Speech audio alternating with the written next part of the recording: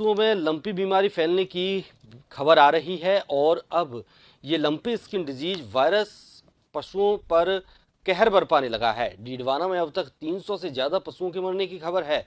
मौत का सिलसिला जारी है और प्रतिदिन 30 से ज्यादा गौवंश की मौत हो रही है। लंपी बीमारी अभी तक वैक्सीन इसकी नहीं आई है। हवा के साथ फैलने वाले इस वायरस बीमारी से ज्यादातर गायें और दुधारू पशु चपेट में आ रहे हैं। इस बीमारी की वजह से पशुओं की दूध देने की क्षमता भी प्रभावित होने लगी है। पशुओं के अचानक बीमार होने से अब जिले के पशुपालक चिंतित हैं। दरअसल पशुपालन विभाग की टीमें इस बीमारी से संक्रमित पशुओं का सर्वे और उपचार करने में जुटी हैं। बता दें कि डीडवाना में पशुपालन विभाग की सर्वे टीम द्वारा 13,108 पशुओं का सर्वे हो चुका है। उनमें 980 पशु लंपी रोग से ग्रसित हैं।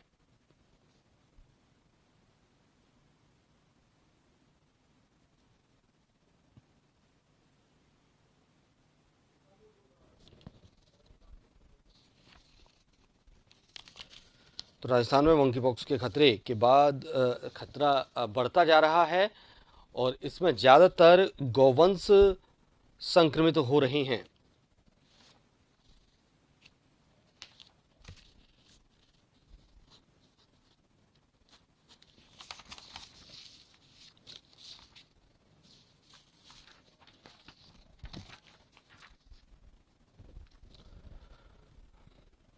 और ज्यादा जानकारी के लिए संवाददाता नरपत जोया डीडवाना से हमारे साथ जुड़े हुए हैं। नरपत, लंपी डिजीज काफ़ी फैल रही है जानवरों में, इसको लेकर जानवरों की डॉक्टरों का क्या कुछ कहना है? किस तरह से इससे बचा जा सकता है? कितने गौवंश अब तक डीडवाना में इसका शिकार हो चुके हैं? देखिए, बताना चाहूंगा कि डीडवाना की अगर बात करूं तो लंपी वायरस का प्रकोप इन दोनों देखने को मिल रहा है और डीडवाना में प्रतिदिन 33 से ज्यादा गायों की जो गौवंश है उसकी मौत हो रही है और अब तक 300 के मौतों का जो आंकड़ा है अब तक 300 के पार हो चुका है। हालांकि पशुपालन विभाग है वो सर्वे में जुटा हुआ है। अभी तक 12,000 से ज्यादा गौवंश के सर्वे किया जा चुका है, जिनमें से 700 से ज्यादा भी उनके पास रिपोर्टेड ये जो वायरस के चिन्हित गाय मिली है। कई गौशालाओं में उन्होंने अभी तक वो किया है, इसका संक्रमण से बचाने के लिए कई तरह की दवाइयां उनको दी जा रही है। हालांकि प्रयास किए जा रहे हैं लेकिन मौतों का सिलसिला वो थमने का नाम नहीं ले रहा है। जी, अब जिस तरह से गौवंश इसका शिकार हो रहे हैं लगातार, क्या इसके लिए कोई विशेष दवाई चलाई जा रही है या गौवंश को जो इनके मालिक हैं वो किसी तरह की कोई दवाई भी दे रहे हैं इससे बचने के लिए जो इन पर असर कर रही हो? देखिए, पशुपालन विभाग की तरफ से अगर बात करें तो उनकी तरफ से जो बात सामने आ रही है, उन्होंने बताया कि ये लाइलाज बीमारी है। अब तक इसकी कोई दवाई बाजार में नहीं मिल रही है, किसी भी तरह की दवाई मेडिकल स्टोर पर नहीं मिल रही है। ऐसे में जो पहले जो कई दूसरी बीमारी में दी जाने वाली दवाई थी, जो बुखार में तेज बुखार में दवाई दी जाती है पशुओं को, वो दवाइयों के साथ साथ दूसरी दवाइयां हैं जो मिलाकर उनका एक तरह से प्रयोग किया जा रहा है। कई दवाइयां हैं जो अभी इसमें थोड़ी बहुत कारगर भी साबित हो रही है, जिससे कुछ गौवंश को जिनको लगाई गई थी उनको बताया भी गया है।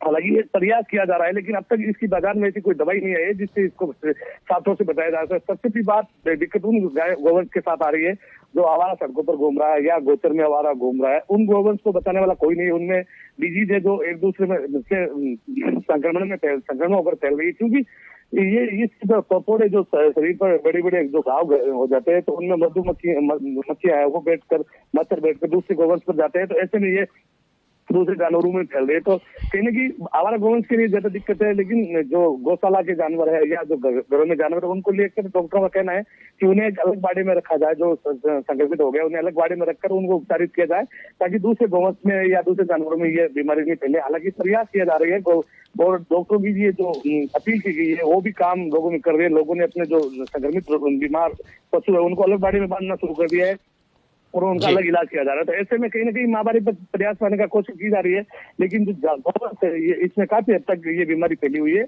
और डीडवाना खासतौर से नागौर जिले का डीडवाना जो ऐसा सेंटर बन गया है कि जिसकी सबसे ज्यादा मौतें हुई है। जी, बहुत बहुत शुक्रिया आपका तमाम जानकारी के लिए। इसमें क्या होता है कि इम्यून सिस्टम डाउन होता है जानवर, और जो वीक जानवर है या कमज़ोर जानवर है उस पर ज़्यादा असर पड़ता है। तो कमज़ोर जानवर के लिए हम जो इम्यूनो मॉड्यूलेटर ड्रग है जैसे कि लीवामिजोल वो देते हैं। और जनरली इसमें क्या होता है कि जानवर के जो फुंसियाँ हैं शरीर पे जिसे हम नोडुल कहते हैं वो आधा सेंटीमीटर से लेकर लगभग 5 सेंटीमीटर बड़ी तक फुंसी हो जाती है और वो धीरे धीरे क्या करती है, फूट जाती है बाद में। और इसमें जानवर को तेज़ बुखार रहता है, कभी कभार इसमें मुंह में भी छाले पड़ जाते हैं। फिर सांस नली में छाले होने से जानवर को सांस लेने में भी तकलीफ होती है।